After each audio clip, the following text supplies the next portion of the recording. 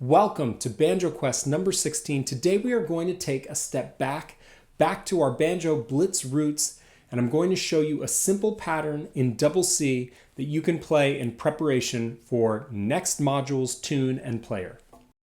The tablature is available for patrons over on Patreon. I've also got a little bit of an October mystery going on over there. I'm dropping hints and clues as to who the next player is that I'm going to cover, and nobody's guessed it yet.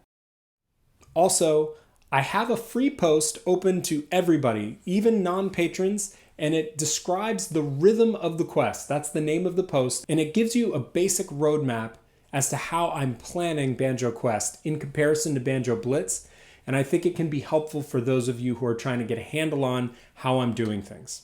All right, with all that out of the way, let's jump into the pattern. We are in double C. Check this out. The pattern is in two parts. The first part is a drop thumb pattern, and the second part is a double thumbing pattern. So let me show you nice and slow. I'm getting my first finger down on the second fret for this entire pattern.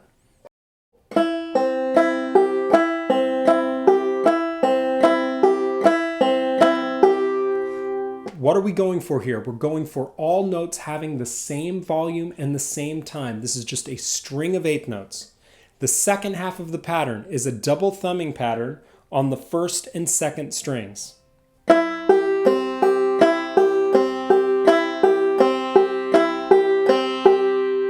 Use your deep listening skills and really focus on the sound that you're making with every stroke. Be relaxed, be easy with it. This is an easy exercise, and I want it to feel like you can just flow on it with ease. Okay, you can take the first half and the second half of this pattern and just work them out all by themselves. For example, the drop thumbing pattern.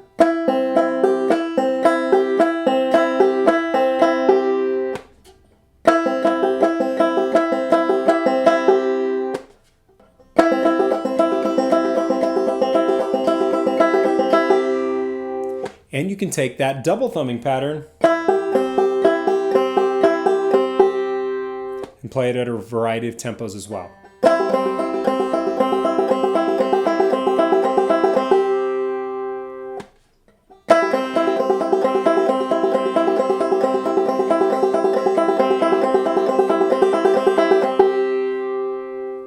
And then you can take these two halves and put them together into one pattern that's both exploring your limits with drop thumb and also allowing you to explore your limits with double thumbing and making use of an open C note as your drone.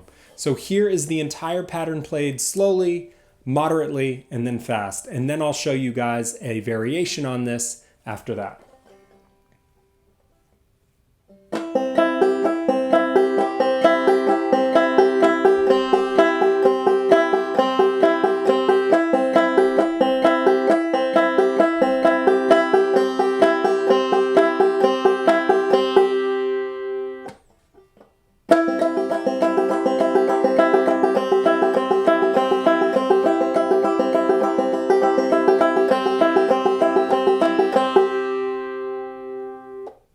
All right, let's go fast.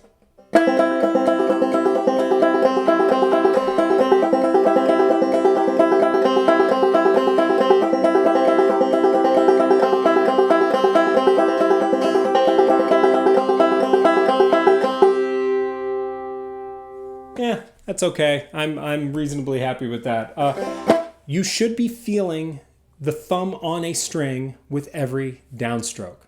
So that's part of this, right? Every time you throw your hand down into the banjo, you should be connecting with a string. In the first half, you're drop thumbing, so you're connecting with that second string, and then back up to the fifth. With the double thumbing pattern, you're just connecting with that fifth string every single downstroke. Feel that string on your thumb on both halves of this pattern. So let me show you, advanced players, a way to get your left hand more active when you're playing this pattern.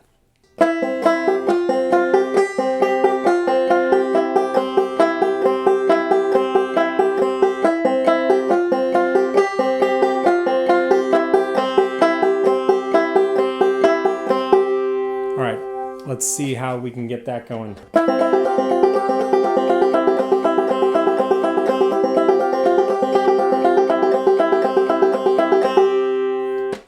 keys. Maybe.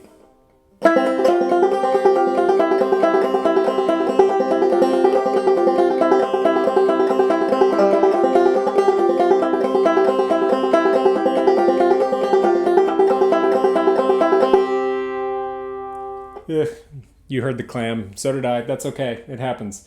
So a couple things to think about when you're doing this. When you're climbing, leave your fingers down on the board. Don't do this little dance. I see this all the time where people are ascending the fretboard and they're doing these little dances with one finger down at the whole time.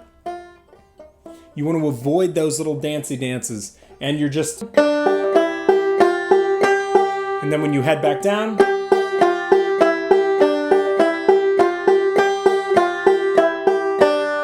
and that makes for really, really good, solid left-hand fretting technique. All right, that's it for this week. Thank you so much for watching. Take your time with this. Make sure you can hear everything nice and clear. Resist the urge to play this too fast. I know some of you out there are going to want to just take this all the way to the limit right away, but start slowly and work methodically through all of your tempos, and use the metronome if you have to stay solid on it. That's it for this week on Banjo Quest. Thank you for joining me, and I will see you next week right here.